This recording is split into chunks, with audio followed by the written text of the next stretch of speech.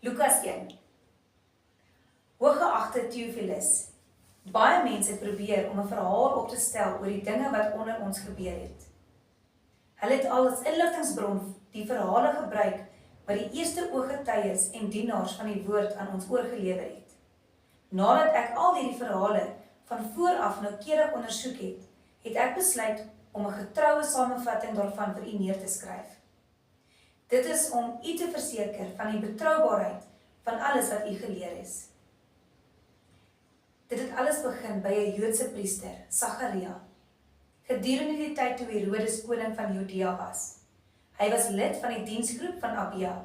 Sy vrou Elisabeth het ook uit die priesterlyn van Aaron afgestam.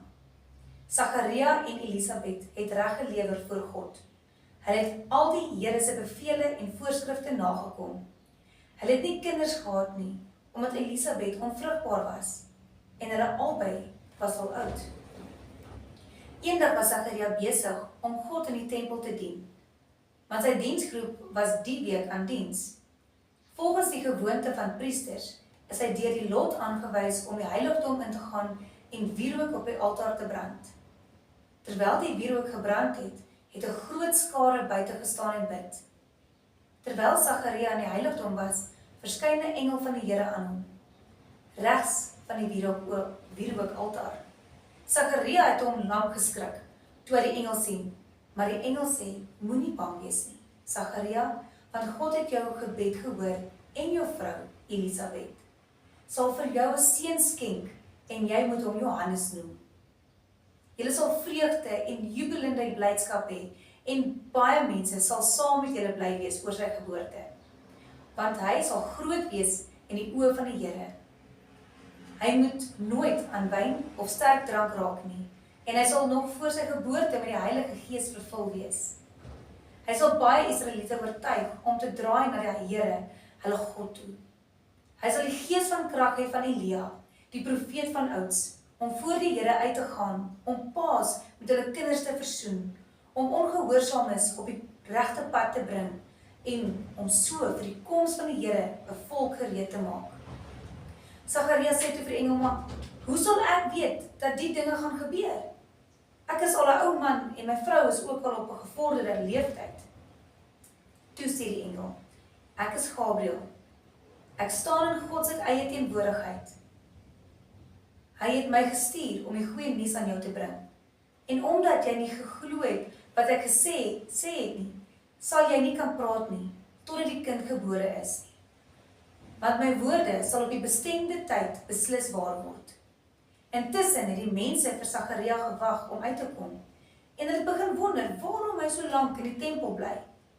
Toe hy uiteindelik uit die tempel kom, kon hy nie met hulle praat nie. Hulle het afgelei dat hy 'n gesig in die tempel gesien het. Hy het aan mekaar vir hulle beduie en stom gebly.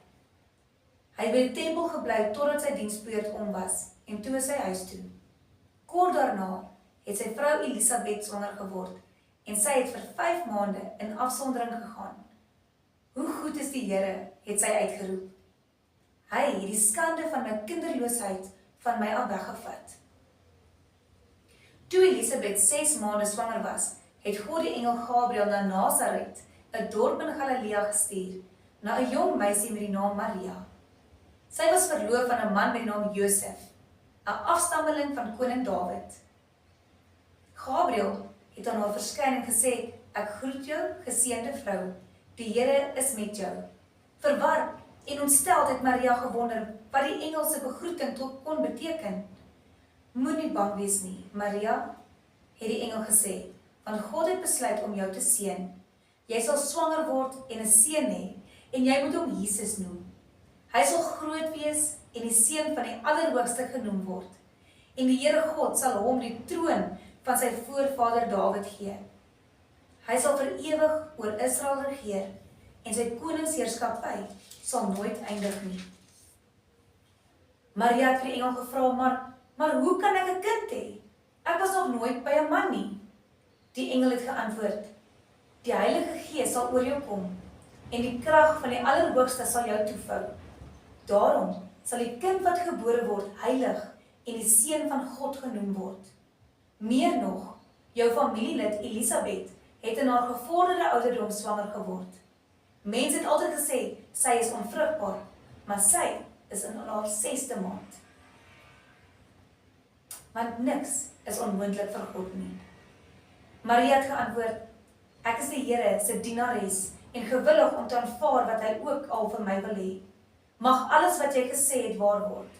Toe die engel weggegaan.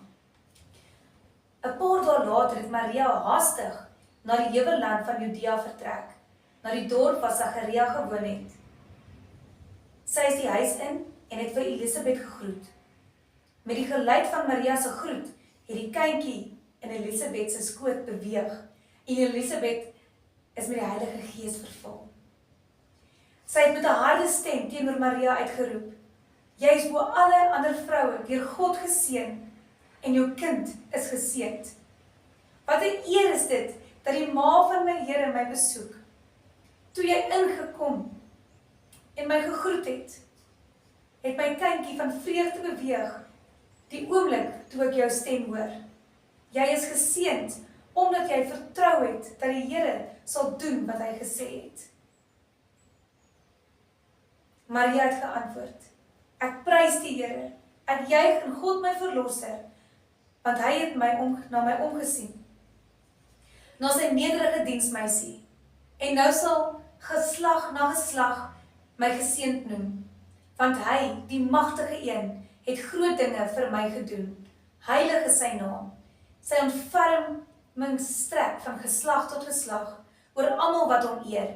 Sy kragtige arm doen geweldige dinge. Hy verstrooi die trotse en hooghartige mense. Hy die prinse onttroon en nederiges verhef. Hy die wat gebrek ly met goeie dinge versadig en die rykes met leë hande weggestuur. Hy het sy dienaar Israel gehelp. Hy het nie sy belofte vergeet om ontferminge te bewys nie. Want hy het ons voorvaders beloof, vir Abraham en sy kinders, om vir altyd goed te wees teenoor hulle. Maria het omtrent 3 maande by Elisabeth gebly en toe is sy huis toe. Toe die tyd aangebreek het vir Elisabeth se kind om gebore te word, het sy 'n seun in die wêreld gebring. Die nuus het vinnig onder haar bure en familie versprei, dat die Here hom oor haar ontferm het, en almal was saam met haar bly. Toe die kindjie 8 dae oud was, het al die familie en vriende bymekaar gekom vir sy besnydenis. Hulle wou hom Sagaria noem, na sy pa, maar Elisabeth het gesê, nee, sy naam is Johannes. Maar daar is dan niemand in jou familie met die naam nie, het hulle gesê. Met gebare vra hulle toe die kindjie se pa. Daarop beduie hy dat 'n skryfbordjie gebring moet word. En tot almal se verbasing skryf hy, sy naam is Johannes. Hy kon dadelik weer praat en hy het God onmiddellik begin prys.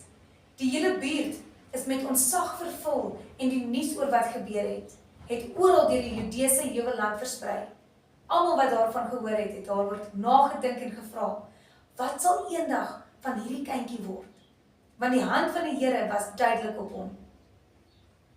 Sy pa Sagaria is hierna met die Heilige Gees vervul en het as profeet gesê, prys die Here, die God van Israel, want hy het sy volk opgesoek en hulle gered.